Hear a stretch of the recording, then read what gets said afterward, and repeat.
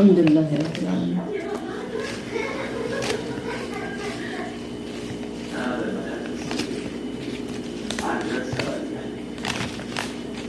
Nahintay ko talaga ko, hindi pa ako nakapagsala ng mag-read.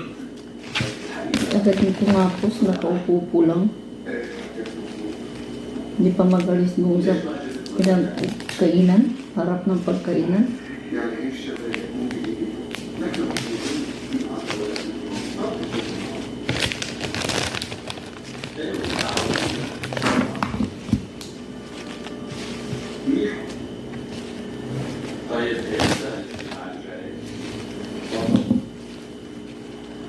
So, tayo atin ng ganyan ang buwan.